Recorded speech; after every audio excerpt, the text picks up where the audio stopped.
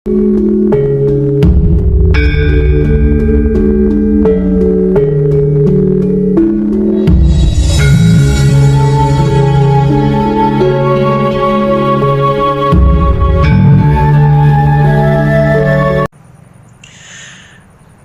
kadang kinasiku sekalian, ketahuilah, ada 4 kitab suci di dalam agama besar yang diakui oleh dunia, dan saya pernah masuk ke dalamnya, yaitu Al-Quran, Alkitab, Weda, Tripitaka, dan Sisu Wujing.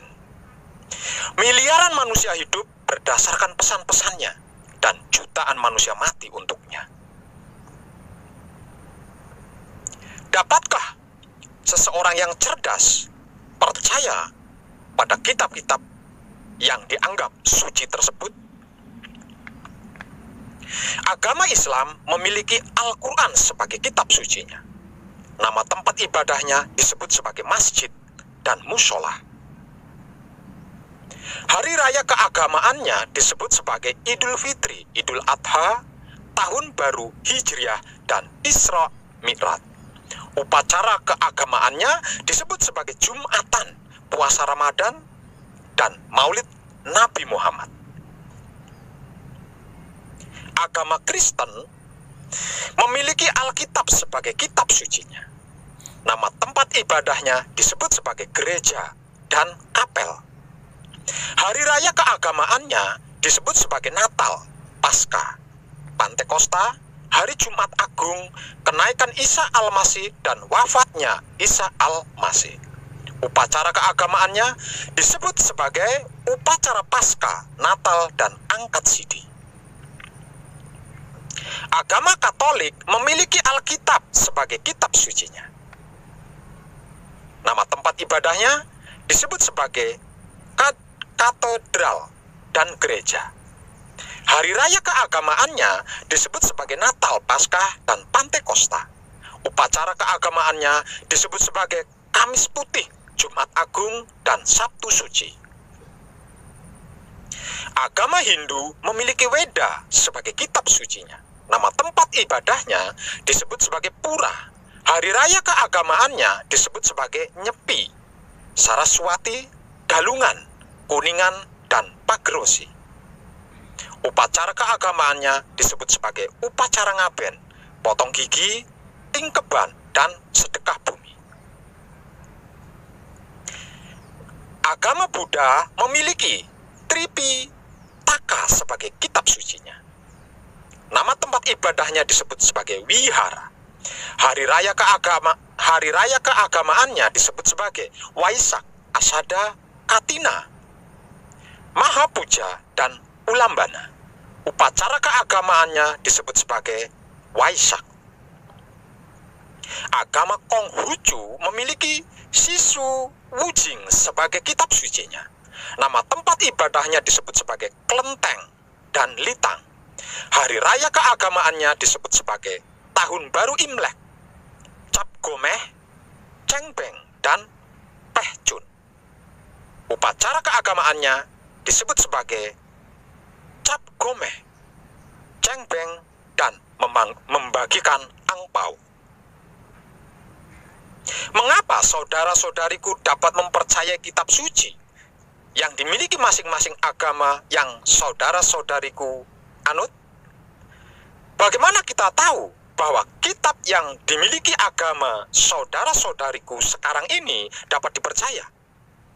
Apa karena kitab yang dimiliki oleh agama saudara-saudariku itu dinyatakan sebagai pesan Tuhan dan cara unik Tuhan untuk berkomunikasi dengan manusia?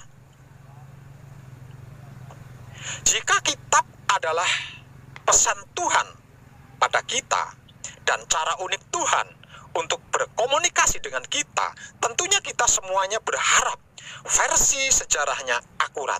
Iya apa iya? Ayo. Mungkin iya, karena kitab bukanlah sebuah buku atau komik dongeng. Juga tidak sama seperti buku-buku rohani yang lain. Sebab kitab tidak meminta iman buta.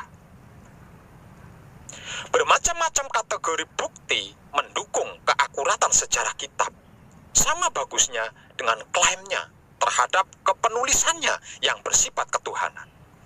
Seperti contoh misalnya, ketika kitab meriwayatkan tentang perbuatan buruk, maka diuraikan pula karma atau sebab akibat dari perbuatan buruk itu, secara lahir maupun batinnya. Begitupun juga perihal sebaliknya. Dan pada kesempatan kali ini, saya akan mengungkap sedikit pengetahuan saya tentang kitab Weda yang dimiliki oleh agama Hindu yang paling kontroversial dibandingkan dengan kitab-kitab lainnya. Kitab Weda adalah kitab suci agama Hindu. Kitab Weda merupakan kumpulan sastra-sastra kuno dari zaman India kuno yang jumlahnya sangat banyak dan artinya sangat luas. Begitu pula dengan kitab-kitab lainnya adalah merupakan sastra-sastra kuno dari zaman pertama kali agama itu diadakan. Dalam ajaran Hindu, kitab Weda termasuk dalam golongan Shruti, maksudnya wahyu dari Tuhan. Begitu pula dengan kitab-kitab lainnya yang ada di dalam setiap agama adalah wahyu dari Tuhan. Tuhan dalam Hindu adalah Tuhan yang satu, yang dalam filsafat barat dikenal dengan istilah pantheisme. Pan artinya semuanya, theis artinya Tuhan, pantheisme artinya Tuhan yang satu itu adalah semuanya. Satu menjadi banyak. Hindu selalu mengajarkan umatnya untuk selalu belajar dan memahami filosofis dari setiap ajarannya. Dengan kata lain, jika kita ingin benar-benar memahami ajaran Sanatana Dharma atau Hindu, kita dituntut untuk menelaah secara hati-hati dari setiap ajaran kitab Weda. Dan semua agama menuntut umatnya sama seperti itu. Tidak dapat ditelan secara mentah-mentah, karena hal itu akan menimbulkan kesalahpahaman arah. Dan semua agama menuntut begitu pada setiap penganutnya untuk seperti itu. Apakah Tuhan dalam agama Hindu mempunyai wujud? Hal ini terkait dari sistem pemujaan agama Hindu, yang para pemeluknya membuat bangunan suci seperti arca, patung-patung, pratima, pralingga, dan lain-lain, mempersembahkan busana, sesajen, dan lain-lain. Hal ini menimbulkan prasangka dan tuduhan yang bertubi-tubi dengan mengatakan umat Hindu menyembah berhala. Menurut saya pribadi, sebenarnya pelukisan Tuhan dalam bentuk patung dan tempat ibadah itu adalah suatu cetusan rasa cinta kasih sayang atau bakti. Dan saya rasa semua agama pun sama seperti itu. Artinya melakukan hal yang sama, hanya saja berbeda pengasatan matanya. Umat Hindu membuat arca, patung-patung, pratima, pralingga, mempersembahkan busana, sesajen, dan lain-lain. Umat Kristen, Buddha, Konghucu juga sama. Islam pun sama. Perhatikan saja kaligrafi yang menghiasi hampir di seluruh ruangan masjid itu. Kain, sajadah, termasuk lantainya yang memiliki batas suci, Ka'bah, Hajar Aswad, dan lain-lain. Apa bedanya semua itu dengan arca atau patung atau pura yang ada di agama Hindu? Sebenarnya, sebagaimana halnya ketika seorang pemuda jatuh cinta pada kekasihnya sampai tingkat madness alias tergila-gila, maka bantal guling pun dipeluknya erat-erat, diumpamakan itu adalah kekasihnya. Dia pun ingin menggambarkan kekasihnya itu dengan sajak-sajak yang penuh dengan perumpamaan. Begitu pula dalam peribadatan membawa sesajen yang berisi makanan yang lezat dan buah-buahan kepura. Apakah berarti Tuhan umat Hindu seperti manusia, suka makan yang enak-enak? Pura dihias dan diukir sedemikian indah. Apakah Tuhan umat Hindu suka dengan seni? Coba perhatikan tempat ibadah lainnya, seperti gereja, masjid, wihara, kelenteng, dan lain-lain. Semuanya sama, bukan?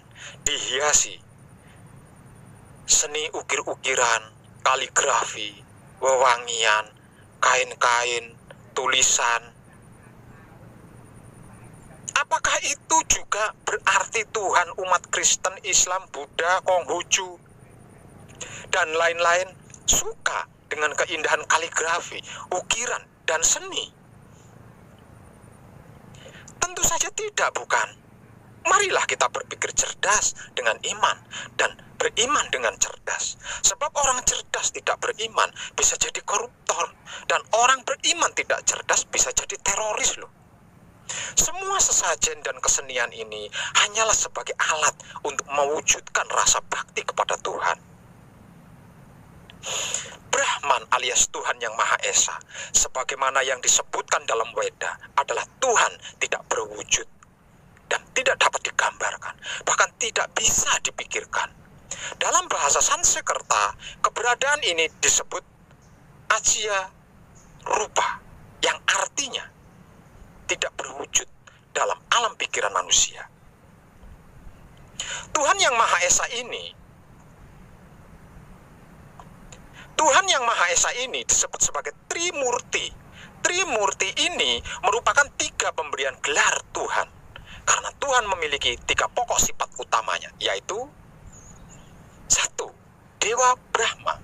Gelar ini diindahkan ketika Tuhan sebagai Sang Maha Pencipta. 2. Dewa Wisnu. Gelar ini diindahkan ketika Tuhan sebagai pemelihara seisi dunia ini. 3. Dewa Siwa. Gelar ini diindahkan ketika Tuhan melakukan peleburan dunia seisinya.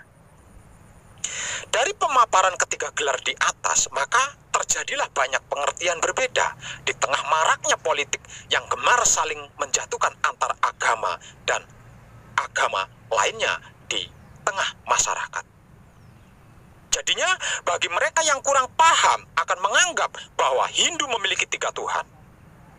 Sekali lagi saya informasikan bahwa istilah ketiga dewa tersebut hanyalah gelar yang diberikan oleh orang bijak untuk Tuhan yang satu. Tuhan yang Maha Esa ini, apapun sebutan namanya, digambarkan sebagai merupakan asal mula, pencipta, dan tujuan akhir dari seluruh alam semesta. Kedua, merupakan kesadaran agung yang menjadi asal-usul dari segala yang telah dan yang akan ada. Ketiga, sebagai raja di alam yang abadi dan juga di bumi ini, yang hidup dan berkembang dengan makanan. 4, sebagai sumber semua dan segalanya yang hidup maupun yang tidak hidup. 5, yang maha suci, artinya tidak ternoda. 6, yang mengatasi segala kegelapan, tidak termusnahkan, maha cemerlang, tidak terucap, tiada duanya. Dan yang ketujuh, yang absolut dalam segala-galanya, tidak dilahirkan karena ada dengan sendirinya. Penggambaran tentang Tuhan yang Maha Esa ini, meskipun telah berusaha menggambarkan Tuhan semaksimal mungkin, tetap saja sangat terbatas. Oleh karena itu, kitab-kitab Upanishad menyatakan definisi atau pengertian apapun yang ditujukan untuk memberikan batasan kepada Tuhan yang tidak terbatas ini tidaklah menjangkau kebesarannya. Sehingga kitab-kitab Upanishad menyatakan tidak ada definisi yang tepat untuknya, maka tersebutlah neti-neti. Nah, tambah iti. Bukan ini, juga bukan itu. Untuk memahami Tuhan, maka tidak ada jalan lain kecuali mendalami ajaran hidup.